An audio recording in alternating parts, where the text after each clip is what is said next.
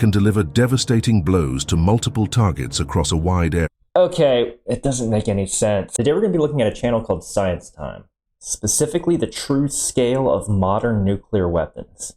I'm curious what they mean by modern. For those of you who don't know me, I'm Tyler Fultz. I'm a nuclear engineer with a little over 10 years of experience in the commercial nuclear power industry, from engineering operations to emergency response. I don't claim to know everything there is nuclear, but I can certainly share some knowledge. Let's see what this is all about.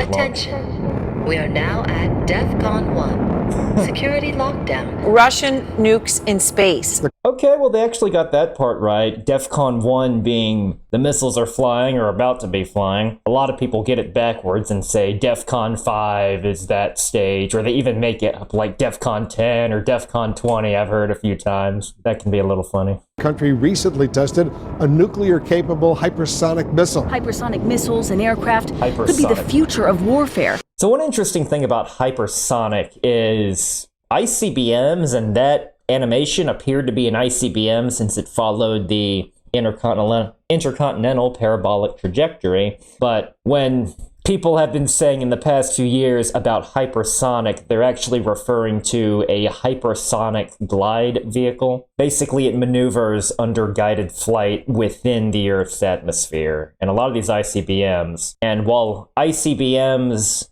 can travel over 5 times faster than the speed of sound, which is the definition of what hypersonic means, they're typically not classified the same way, though there's always exceptions, such as ICBMs that carry hypersonic glide vehicles as a payload, and after the ICBM is done with a certain phase, it releases the glide vehicle, or some craziness, but just to add to the confusion of classification, I'm sure.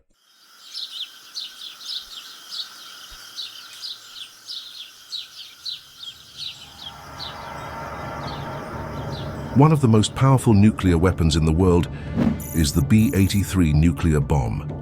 Okay, so it's ranked as number 5 on this chart. Okay, that one, if I recall, is a little over a megaton. The heavyweight of the US arsenal. Weighing about 2,400 pounds or 1,100 kilograms and stretching 12 feet or 3.7 meters in length with a diameter of 18 inches or 46 centimeters, it's roughly the size of a small car. Okay, I like this scale, just giving a sense of how big the device is. But within this imposing frame lies a force of unimaginable destruction. Okay, words like unimaginable, it's clearly been measured. I know they're trying to be dramatic, but it's something that's clearly measured. We're not talking about some sort of alien weapon here. B-83 is a gravity bomb, meaning it's dropped from an aircraft and relies solely on gravity. Man, those stealth bombers do look so cool. I remember as a kid, I watched Independence Day, and that was like the first time I saw them depicted in any sort of media. And for a second, I thought those were alien ships as well. To reach its target, no rockets or propulsion systems, just a free-falling descent. Classic bomb. This might sound simple, but the devastation it can unleash is anything but. In a way, a simple design, I mean, it's less likely to have a bunch of little gizmos inside that can fail, so simple designs doesn't necessarily mean it's ineffective. By strategic bombers like the B-2 Spirit stealth bomber and the B-52 Stratofortress, the B-83 can be delivered deep into enemy territory. With a blast yield of up to 1.2 megatons of TNT, the B-83 is approximately 80 times more powerful than the bomb dropped on Hiroshima, which had a yield of about 15 kilotons. Okay, I mean, that checks out. That's about the yield.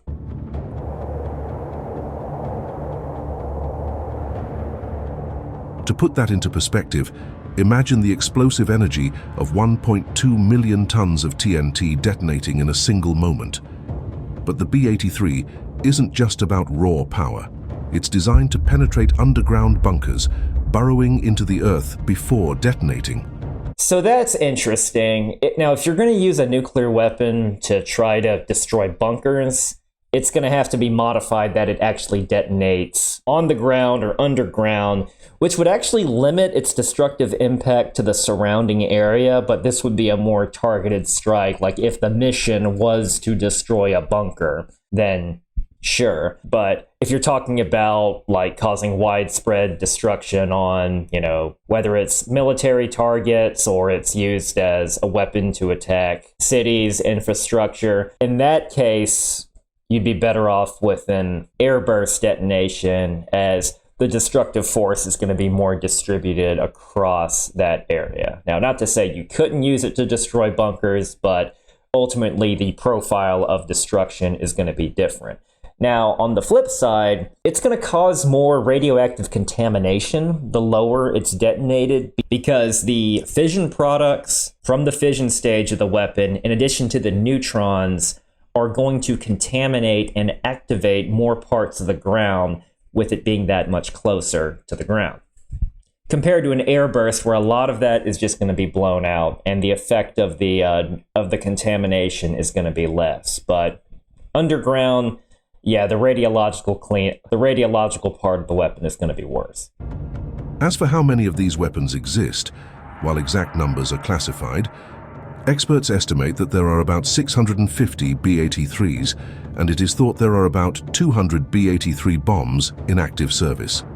This number has decreased over the years due to arms reduction treaties and modernization efforts. Not sure if that makes you feel better. There are plans to retire the B-83 altogether in favor of more advanced, lower-yield nuclear weapons.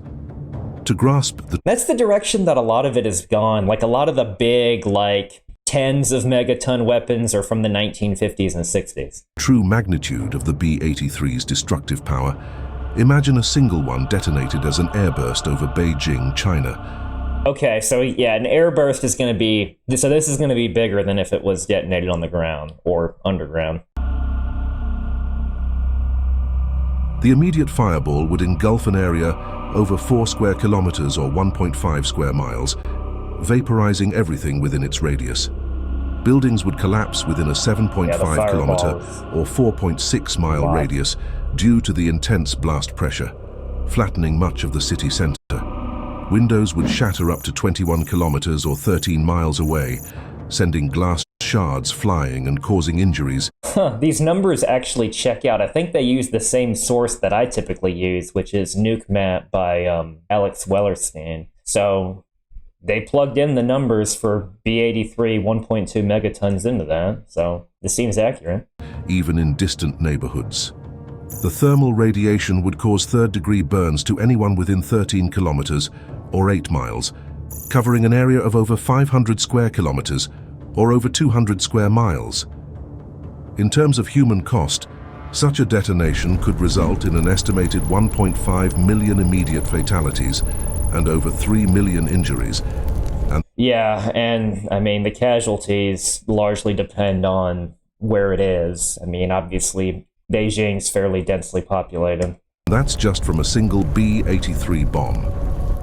And depending on the weather, the fallout would yield even more, but a lot of that kind of depends on how fast the wind's blowing and the exact height of detonation. Obviously, for an airburst, it's going to be considerably less than if it was a surface burst. But a lot of the non-instantaneous fatalities aren't necessarily just radiation. It's from fire, it's from injuries. A lot of people with severe burns and broken limbs that they had access to immediate health care would probably survive, simply wouldn't, because the entire immediate vicinity is destroyed in this case.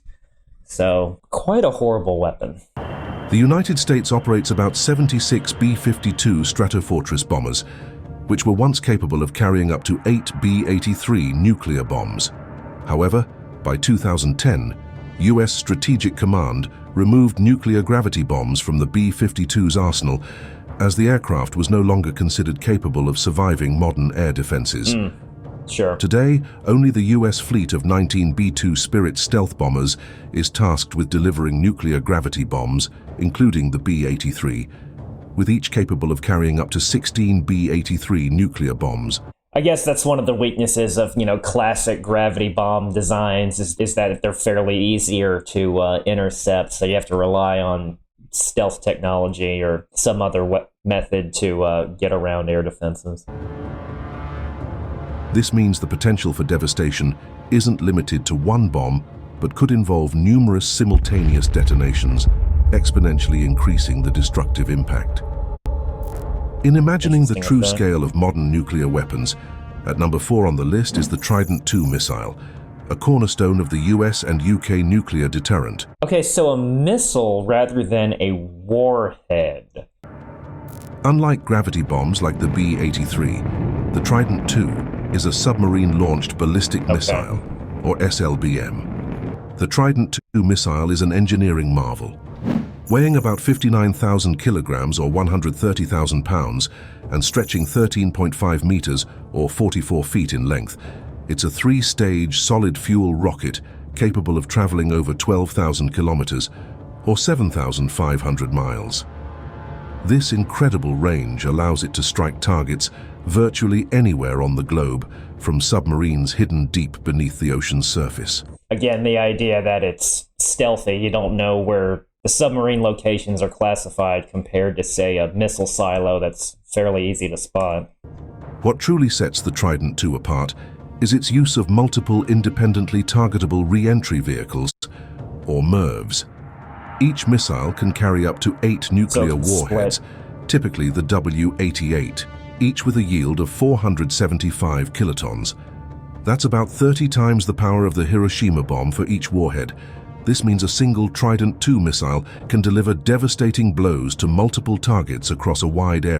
Okay, why are they... For Trident II, they need to be showing 8 smaller mushroom clouds. So this scale, I mean, if you add up the total number of megatons, sure, but that's not greater than the B-83. And it's weird because we're comparing delivery systems now.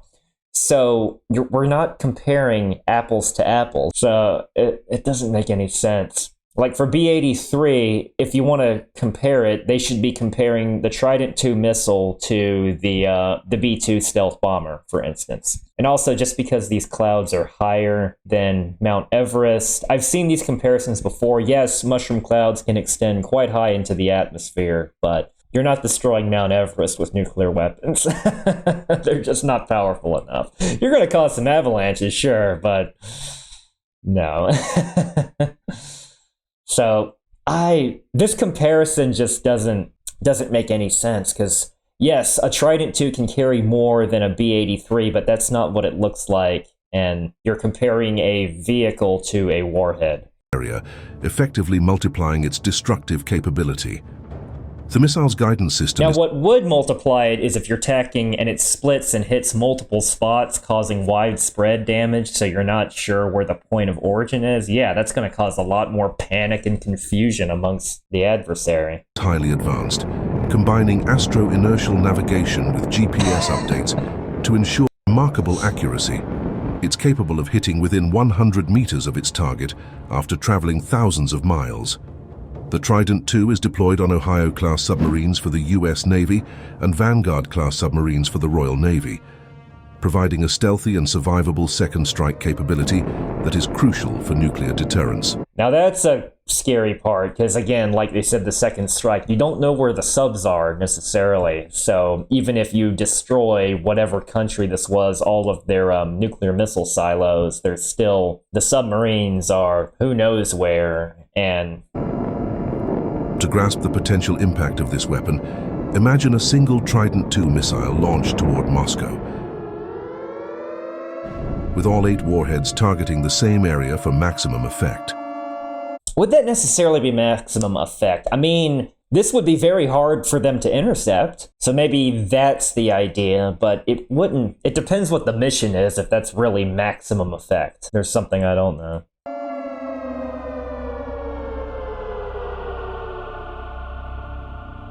Okay, so that's 1. The combined explosive yield would be approximately 3.8 megatons of TNT.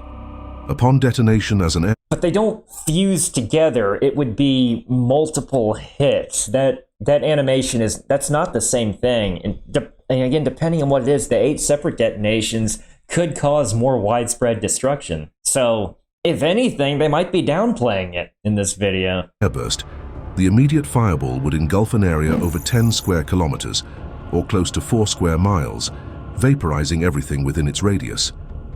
Buildings would be... And again, they typed 3.8 megatons into nuke mech, but that's not what this is. ...obliterated within an 11-kilometer or close to 7-mile radius. Because if you'll notice, the 1.2, that yield was on the order of 1.2 kilometers fireball, so it does not scale linearly. In fact, the fireball, even though this weapon is over 3 times more powerful, the fireball didn't go up by a factor of 3.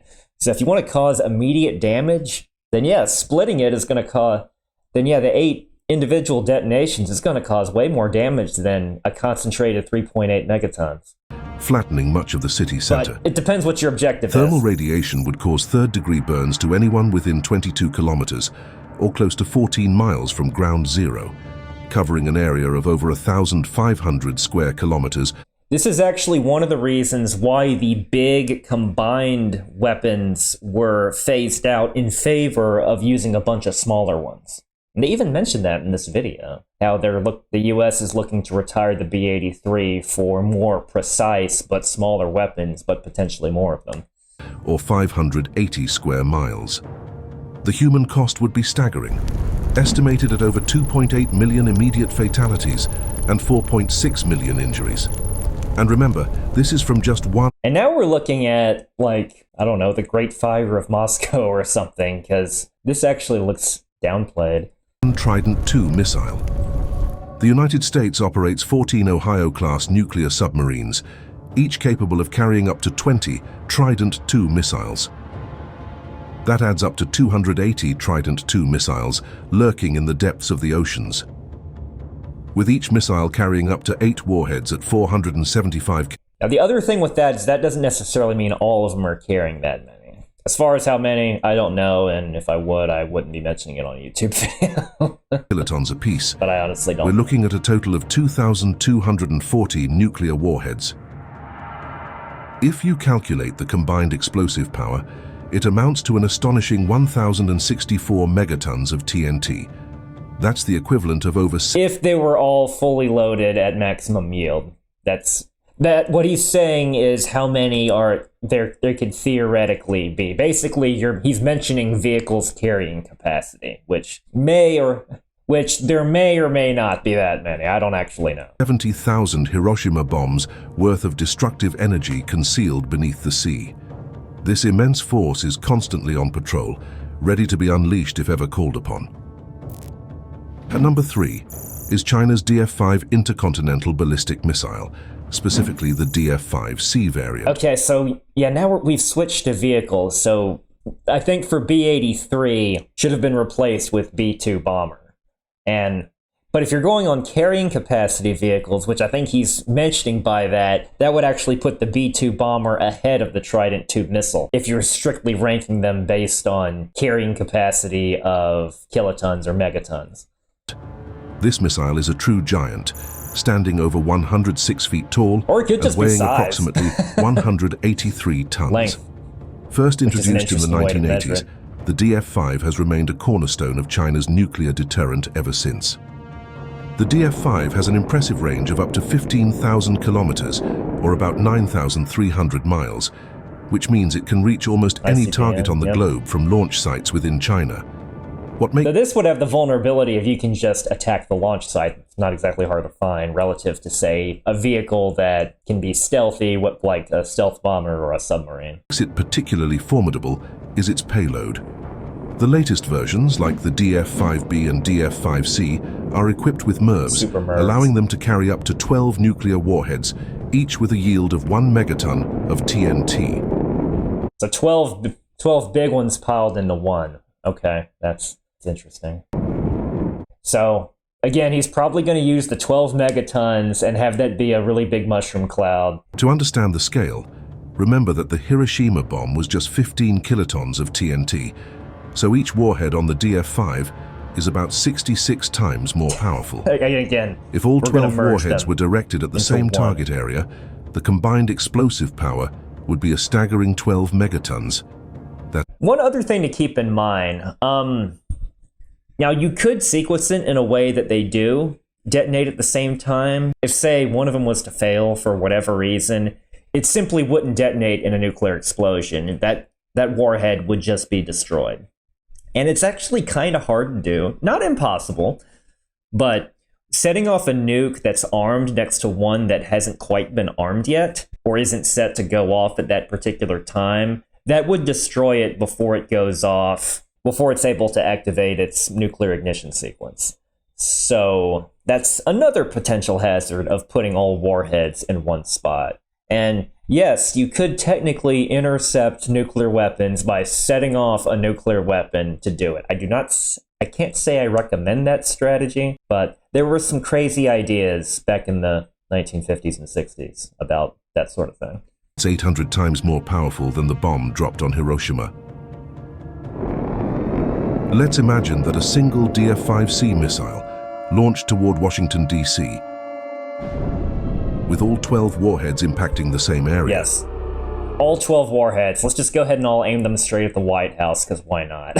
I mean, it seems like an inefficient use.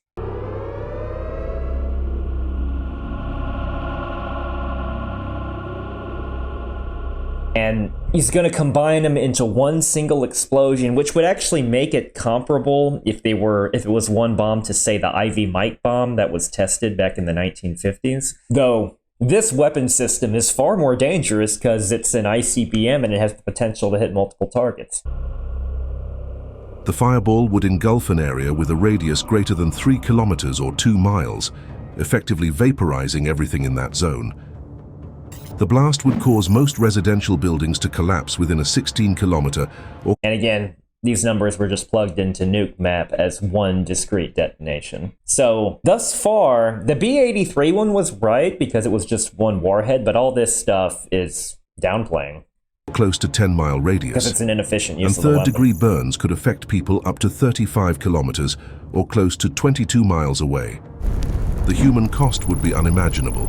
Estimated fatalities could exceed 1 million, with over 1.8 million more injured. And here we have also the display of the relatively small population of Washington, D.C. compared to, say, Beijing. Because they used a much bigger weapon and it didn't do nearly as much. But that's entirely just location dependent. What's even more alarming is that this level of destruction comes from just one DF-5 missile. China is believed to have around 20 to 30 DF-5 missiles in its arsenal. At number 2 on the list is the Russian R-36 ICBM, better known by its NATO designation as the Satan missile. Sure. Developed during the Cold War, this missile is one of the most powerful ever built, designed to deliver massive nuclear payloads across vast distances.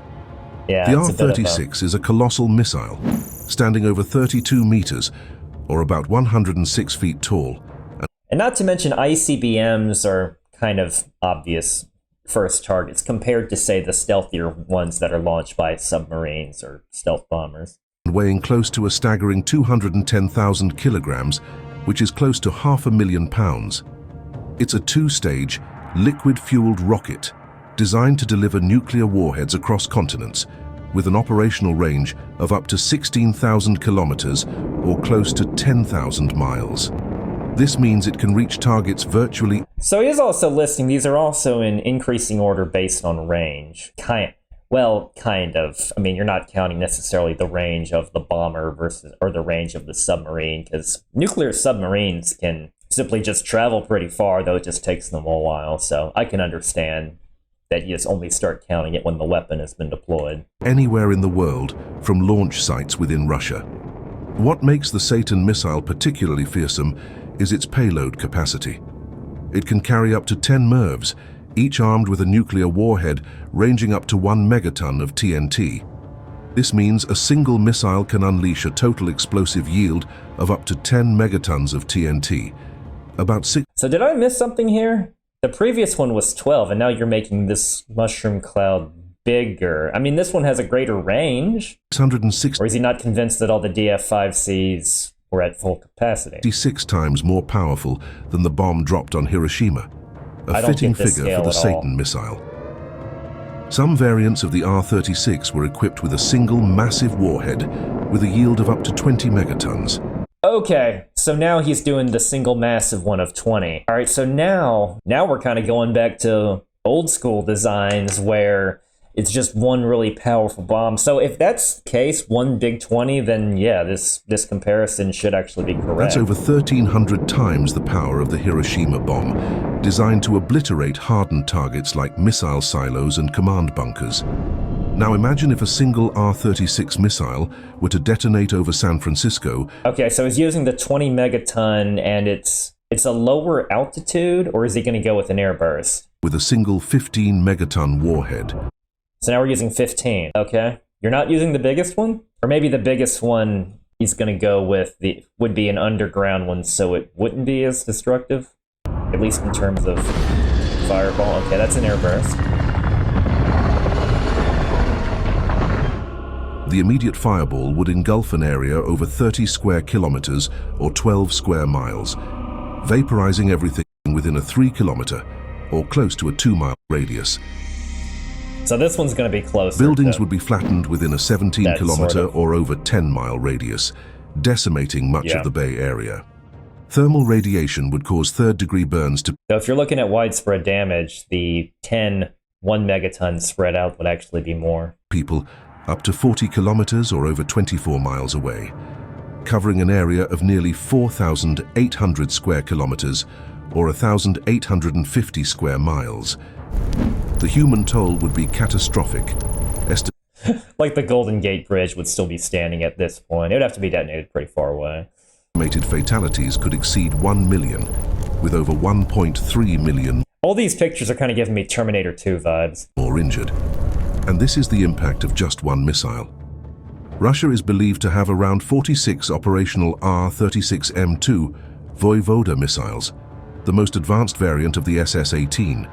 Each of these missiles can carry multiple warheads, significantly multiplying their destructive potential. Yeah, the multiple With warheads such an arsenal, more devastating. the sheer scale of power held within the... And again, because that's also a harder attack to intercept. It's still challenging to intercept just one, but it's not unheard of for these weapons to use fake warheads as well, just to oversaturate a missile defense system. These weapons is almost beyond comprehension. Finally, at the top of the list is the Russian RS-28 Sarmat missile, ominously nicknamed the Satan II. This intercontinental... We couldn't make it any more scarier than Satan, so we're just going to call it Satan II, and it's longer. Ballistic missile represents the pinnacle of modern nuclear weaponry, developed to replace the aging R-36M Satan missiles. The RS-28 Sarmat is designed to missile defense systems and deliver massive payloads across the globe. The Sarmat is a 3-stage liquid-fueled missile that weighs over 208 tons. Super heavy ICBM, one word. That's interesting. I mean, they said 3 stages, so it's a pretty big rocket. And measures over 35 meters, or about 116 feet in length. It's capable of carrying a variety of warhead configurations, including up to 10 heavy MIRVs or 15 lighter ones, along with advanced countermeasures to bypass missile defenses. Its range exceeds 18,000 kilometers, or over 11,000 miles, okay, longest range, allowing it to reach targets. That makes sense. It's a 3-stage rocket. It's going to go way higher up into the upper atmosphere. Anywhere on Earth. One of the most concerning features of the RS-28 is its ability to utilize a fractional orbital bombardment system, or FOBS. This means the missile can enter a low Earth orbit and approach targets from any direction, including over the South Pole. That's interesting. I mean, yeah, they made it big enough that it can go into orbit, effectively bypassing traditional early warning systems that are oriented toward the north. Some reports speculate that the Sarmat could theoretically carry a payload of up to 50 megatons, equivalent to the Tsar bomber, in one shot, the most powerful nuclear device. Okay, across how many warheads? That's a little different, but I guess if you're essentially turning this into almost a satellite-based bomber that has a whole bunch of warheads, yeah, you could theoretically do it. Ever detonated. While such a massive yield is more hypothetical and not practical for modern military use, imagining its potential impact is sobering.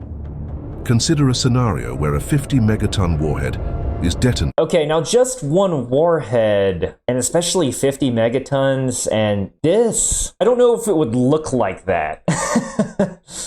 Just because of how big 50 megatons is. It was a big old chunky looking thing that wouldn't even fit in the bomb bay of an airplane. Not to say you couldn't make a missile that does something like that, but you might, it would probably be a super, super heavy ICBM or something. But yeah, even if you did, that would actually kind of nullify a lot of the advantages of this weapon, since it would just be that much easier to intercept. It wouldn't have decoys to go with it, and seeing this in a single attack isn't terribly realistic. It would be used in conjunction with a bunch of other nuclear weapons as well. But that weapon can carry smaller warheads, bypass defenses, and even equip some of them with hypersonic glide vehicles so they can essentially turn to make their trajectory unpredictable. This sort of thing kind of is nullifying a lot of the advantages that this weapon system has, which is kind of funny. But okay, for the purpose of a YouTube video wanting to show big explodey thingies, I can see why they did this. Over New York City. It's always New York. New York always gets hit with the biggest one in these videos. Nothing against anybody that lives there.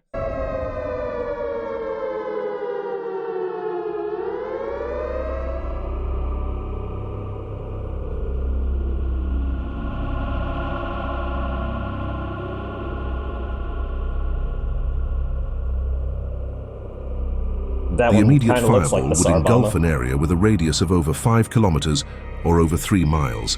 And that would be, yeah, they just took the Sarmat stats and put them there. Vaporizing everything within 83 square kilometers or 32 square miles.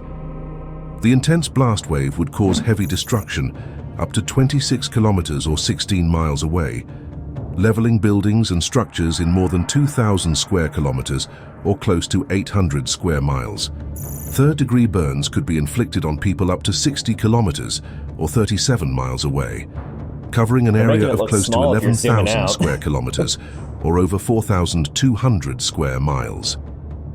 The human Also, where did Canada go? This bomb didn't destroy Canada, did it? toll would be unimaginable. Also Mexico. Estimated fatalities could exceed 7 million people, with over 6 million more injured. And again, a lot of this is because it's a more densely populated area. Though you could conceivably, if you split 50 megatons into 51 megatons across multiple vehicles, then this could potentially get a lot worse. And this is just from a single RS-28 Sarmat missile. One used somewhat inefficiently, I might add. Assuming the theoretical payload of 50 megatons of TNT. To put this into perspective, when the 50 megaton Tsar bomber was detonated in 1961, the flash was visible as far away as Norway, over 1,000 kilometers from the test site. Similarly, a 50 megaton explosion over New York City would be visible with the naked eye all the way to Columbia, South Carolina, nearly 1,000 kilometers away. But what does all this mean for us today? Despite Russia's impressive arsenal on paper, recent events have cast doubt on its true capabilities. Russia's new Sarmat ballistic missile, known as the Satan II, reportedly blew up during a test launch. We're going off the theoretical assumption that everything works the way they should, which, yeah, I don't know. Even a few missiles from Russia's nearly 6,000 nuclear warheads would cause unimaginable damage to the United States. But the real challenge isn't about who has the biggest bomb, but about ensuring these weapons are never used. Because in a nuclear war, there are no winners. Only a world left in ruins where everyone loses. As I've said in my previous videos, nuclear war won't make the world uninhabitable, but let's not stress test this. Thanks so much for the recommendation, and thanks so much for watching. I'll see you next time.